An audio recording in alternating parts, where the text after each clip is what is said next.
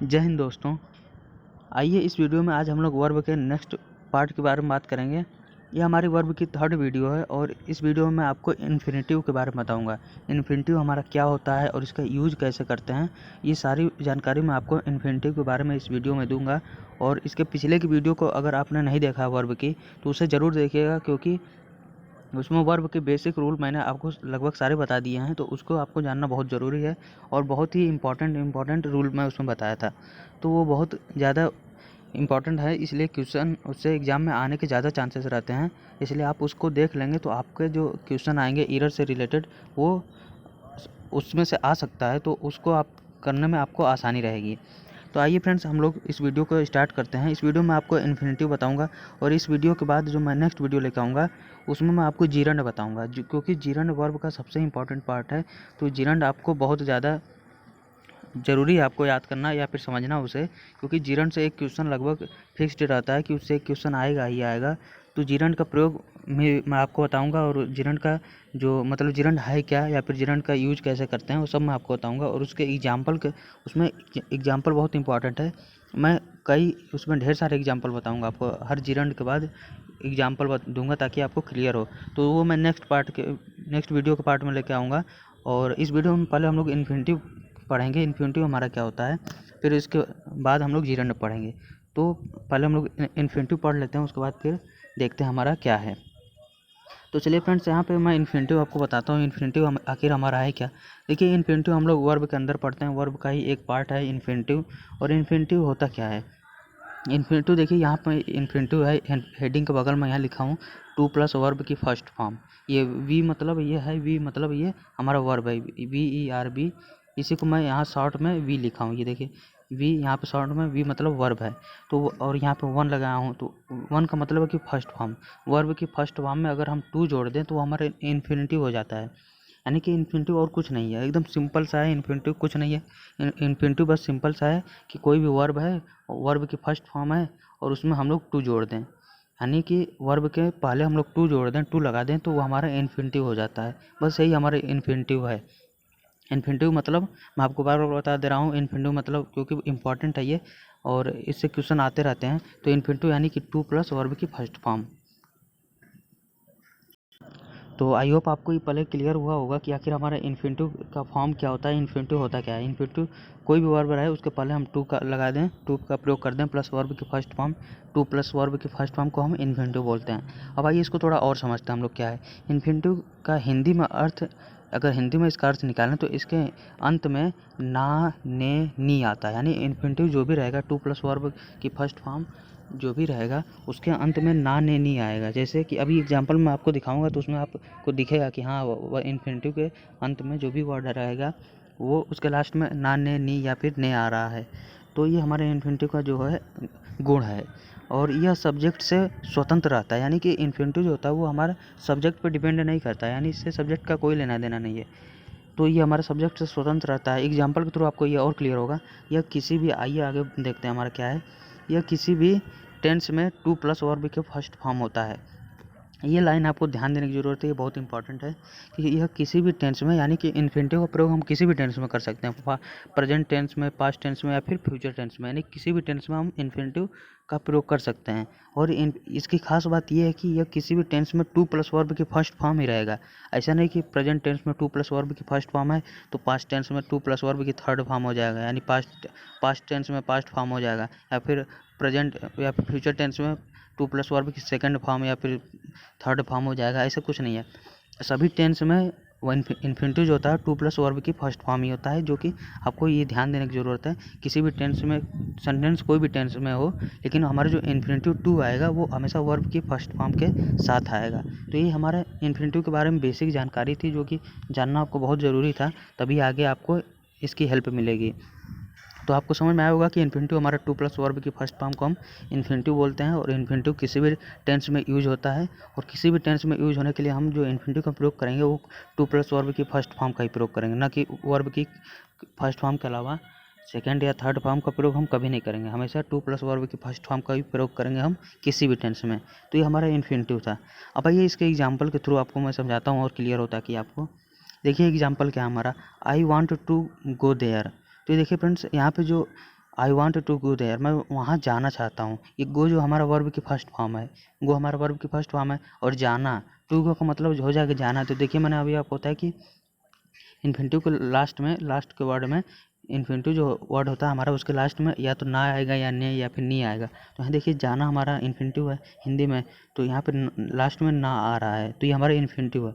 और सबसे सिंपल तरीका ये है कि टू के बाद वर्ब की फर्स्ट फॉर्म को हम इन्फिनिटिव बोलते हैं। तो यहाँ देखिए टू आया है और इसके बाद तुरंत वर्ब की फर्स्ट फॉर्म गो है, तो to I want to go there. अभी यहीं पे अगर देखिए टू गो की जगह वेंट दे देता तो हमारा क्वेश्चन गलत हो जाता, क्योंकि हमेशा हम टू के साथ फर्स्ट फॉर्म का प्रयोग करेंगे इन्फिनिटिव के लिए, कि जब भी टू आएगा उसके बाद वर्ब की फर्स्ट फॉर्म का प्रयोग करेंगे। गो का प्रयोग वेंट नहीं करेंगे और ना ही गॉन करेंगे। तो ये हमारा बेसिक सा एक एग्जाम्पल था। अब इसका एरर का क्वेश्चन कैसे बनेगा उसको देख लीजिए। नेक्स्ट हमारा he wanted to went there, तो वहाँ जाना चाहता है। तो वहाँ जाना चाहता है, तो मैंने अभी आपको बताया कि जब भी इन्फिनिटिव आए तो वो हमेशा टू प्लस वर्ब के फर्स्ट फॉर्म आता है। तो देखिए फ्रेंड्स यहाँ पे ये हमारा टू आया है, तो देखिए फ्रेंड्स यहाँ पे टू प्लस वर्ब की थर्ड फॉर्म आ गया। वेंट जो है हमारा गो का थर्ड फॉर्म है। तो मैंने अभी आपको बताया कि जब भी इन्फिनिटिव आएगा तो हमेशा टू के बाद वर्ब की फर्स्ट फॉर्म आएगा। तो यहाँ टू के बाद देखिए वर्ब की फर्स्ट थर्ड फॉर्म आया है वेंट, लेकिन वेंट का प्रयोग हम नहीं करेंगे, भले ही सेंटेंस किसी भी टेंस में हो, हम टू प्लस वर्ब की फर्स्ट फॉर्म का प्रयोग करेंगे। तो यहाँ पे जो करेक्ट फॉर्म होगा वो होगा इसके नीचे देखिए, he wanted to go there. तो यहाँ देखिए जो सेंटेंस हमारा वो भले किसी भी टेंस में रहे, पास्ट टेंस में रहे, लेकिन हमारा जो टू आएगा वो हमेशा वर्ब उसके बाद जो भी आएगा वर्ब वो हमेशा फर्स्ट फॉर्म रहेगा। तो टू गो देयर, तो ये हमारा बिल्कुल करेक्ट है। अब आइए इसके एक एक करके रूल हम लोग पढ़ लेते हैं। ज़्यादा बड़ा नहीं, छोटा सा ही है इन्फिनिटिव, बस 15 मिनट के आसपास ये वीडियो में ये पूरा ख़त्म हो जाएगा इन्फिनिटिव हमारा क्या है। तो देखिए फ्रेंड्स हम पढ़ते हैं एक एक रूल करके, ज़्यादा नहीं, इसमें 3-4 रूल हैं बस, सिंपल और थोड़ा इंपॉर्टेंट भी है, तो इसको आप देख लीजिए। तो देखिए फ्रेंड्स पहला रूल हम लोग पढ़ते हैं, had better, would rather, rather than या सूनर दैन। ये वर्ड आपको ध्यान देने की ज़रूरत है। ये जो वर्ड मैं यहाँ पे लिखा हूँ, हैड बेटर, वुड रैदर या फिर रैदर दैन, सूनर दैन के बाद इन्फिनिटिव का प्रयोग बिना टू के होता है। यानी कि इन्फिनिटिव पहले मानिए, अभी आपको होता है कि इन्फिनिटिव होता है क्या, इन्फिनिटिव हमारा टू प्लस वर्ब की फर्स्ट फॉर्म होती है। टू प्लस वर्ब की फर्स्ट फॉर्म को हम इन्फिनिटिव बोलते हैं, ये हमारा इन्फिनिटिव है। लेकिन यहाँ पे जो ये सब वर्ड मैं यहाँ लिखा हूँ, देखिए नो सूनर और no sooner, had better, would rather than, sooner than, तो इनके बाद जब भी इन्फिनिटिव का प्रयोग होगा वो बिना टू के प्रयोग होगा, यानी कि टू का प्रयोग नहीं होगा। इनके बाद हम डायरेक्ट वर्ब की फर्स्ट फॉर्म का प्रयोग करेंगे। तो हमको यहाँ पे टू को रिमूव करना पड़ेगा। भले ही इन्फिनिटिव हमारा टू प्लस वर्ब की फर्स्ट फॉर्म होता है, लेकिन ये सब जो वर्ड हैं इनके बाद हम सिर्फ और सिर्फ वर्ब की फर्स्ट फॉर्म का प्रयोग करेंगे, टू का प्रयोग नहीं करेंगे। एग्जाम्पल देखिए, शी टोल्ड मी, देखिए फ्रेंड्स यहाँ पे एग्जाम्पल क्या है हमारा, she told me that she would rather die than beg. तो यहाँ पे देखिए फ्रेंड्स, यहाँ पे हमारा है, यहाँ पे वुड रैदर आ रहा है, तो वुड रैदर के बाद यहाँ पे डाई आ रहा है, और डाई हमारा फर्स्ट फॉर्म है। तो यहाँ पे जो ये इन्फिनिटिव देखिए हमारा वुड रैदर के बाद टू का प्रयोग नहीं हुआ है। अगर यहाँ पे अगर वुड रैदर के बाद टू डाई दे देता तो हमारा गलत हो जाता। She told me that she would rather to die, तो अगर रैदर के बाद टू दे देता तो हमारा गलत हो जाता। लेकिन हम लोगों ने रूल पढ़ा कि वुड रैदर के बाद हम लोग टू इन्फिनिटिव बिना टू का प्रयोग करेंगे। तो यहाँ वर्ब की फर्स्ट फॉर्म आया है केवल, और बिना मतलब टू नहीं आया, तो ये हमारा बिल्कुल करेक्ट है। अब इसका एरर कैसे क्वेश्चन आएगा वो देखिए, एरर के क्वेश्चन इससे कैसे आएंगे। क्वेश्चन हमारा, you had better to work hard. तो मैंने अभी आपको बताया कि जब भी वुड रैदर देन या फिर सूनर देन आए, तो या फिर हैड बेटर आए, तो हैड बेटर के बाद हमें इन्फिनिटिव बिना टू का प्रयोग करते हैं। यहाँ देखिए वर्ब की फर्स्ट फॉर्म वर्क है और वर्क के पहले टू का प्रयोग हुआ, तो ये हमारा इन्फिनिटिव हो गया।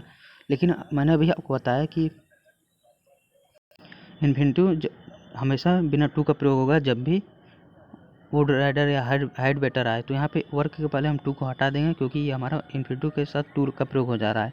तो you had better work hard, तो यहाँ पे ये सब जो वर्ड मैं यहाँ पे लिखा हूँ ऊपर, उसको आपको ध्यान देने की ज़रूरत है, तभी आप इस क्वेश्चन को कर पाएंगे। Would rather, had better, rather than, sooner than के बाद हमें इन्फिनिटिव बिना टू का प्रयोग करते हैं। नेक्स्ट एग्जाम्पल है, बट तथा एक्सेप्ट के बाद भी इन्फिनिटिव बिना टू के प्रयोग होता है। यानी ऊपर जो वर्ड लिखा हो उसके साथ तो इन्फिनिटिव बिना टू का प्रयोग होता ही है, लेकिन साथ ही साथ बट और एक्सेप्ट इन दो वर्ड के साथ भी हम इन्फिनेटिव बिना टू का प्रयोग करेंगे। तो देखिए example, he does nothing but to play all day. तो यहाँ पे बट आया है और बट के बाद देखिए इन्फिनेटिव आ रहा है, टू प्लस वर्ब की फर्स्ट फॉर्म, प्ले हमारा वर्ब की फर्स्ट फॉर्म है तो टू प्लस वर्ब की फर्स्ट फॉर्म आ रहा है, तो और बट भी आ रहा है। तो मैंने अभी आपको बताया कि बट और एक्सेप्ट के बाद हम इन्फिनेटिव बिना टू का प्रयोग करेंगे। तो यहाँ से हमको टू को हटाना पड़ेगा क्योंकि यहाँ प्ले वर्ब की फर्स्ट फॉर्म है और ये इन्फिनेटिव है और बट आया है। तो इसका जो सही फॉर्म होगा वो होगा ही does nothing but play all day. तो यहाँ बट के बाद हम लोगों ने इन्फिनेटिव बिना टू का प्रयोग किया है, केवल वर्ब की फर्स्ट फॉर्म। नेक्स्ट एग्जांपल हमारा, there is no alternative except stay here. तो यहाँ पे देखिए एक्सेप्ट आ रहा है और एक्सेप्ट के बाद हमारा वर्ब की फर्स्ट फॉर्म आ रहा है और ये हमारा यही इन्फिनेटिव है। एक्सेप्ट के बाद अगर टू दे देता, टू स्टे हियर, तो हमारा गलत हो जाता क्योंकि एक्सेप्ट और बट के बाद हम इन्फिनेटिव बिना टू का प्रयोग करते हैं। तो ये हमारे पहले दो रूल थे इन्फिनेटिव से रिलेटेड।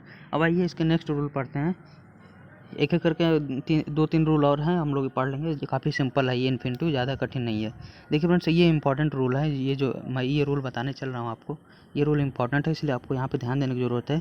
यदि नीड तथा डेयर, यहाँ पे दो चीज़ें आपको ध्यान रखना है, दो वर्ड हैं, एक है नीड और एक है डेयर, के तुरंत बाद वर्ब आए तो इन्फिनेटिव का प्रयोग होता है। यानी कि नीड और डेयर का प्रयोग अगर किसी सेंटेंस में हो रहा है और उसके तुरंत बाद कोई वर्ब आ जाए तो इन्फिनेटिव का प्रयोग हम करेंगे। इन्फिनेटिव मतलब कि टू प्लस वर्ब की फर्स्ट फॉर्म, इन्फिनेटिव का प्रयोग हम करेंगे टू प्लस वर्ब की फर्स्ट फॉर्म। लेकिन और यदि तुरंत बाद वर्ब न आए, यानी कि डेयर और नीड और डेयर के बाद तुरंत वर्ब न आए तो इन्फिनेटिव बिना टू के प्रयोग होगा। बहुत थोड़ा कन्फ्यूजिंग वाला रूल है ये, लेकिन आपको यहाँ पे समझना पड़ेगा, इंपॉर्टेंट रूल भी है, इसलिए इसको ध्यान दीजिए कि नीड और डेयर जब भी आएगा किसी सेंटेंस में, नीड या डेयर दोनों में से कोई एक किसी सेंटेंस में आ जाए और उसके तुरंत बाद अगर वर्ब आए तो इन्फिनेटिव का प्रयोग हम करेंगे। इन्फिनेटिव यानी टू प्लस वर्ब की फर्स्ट फॉर्म का प्रयोग करेंगे। लेकिन अगर नीड और डेयर के बाद वर्ब ना आए तो हम इन्फिनेटिव का प्रयोग करेंगे, लेकिन बिना टू के, यानी टू का प्रयोग हम नहीं करेंगे, सिर्फ और सिर्फ वर्ब की फर्स्ट फॉर्म का प्रयोग करेंगे। तो ये हमारा रूल था। अब आइए इसके एग्जाम्पल देख लीजिए।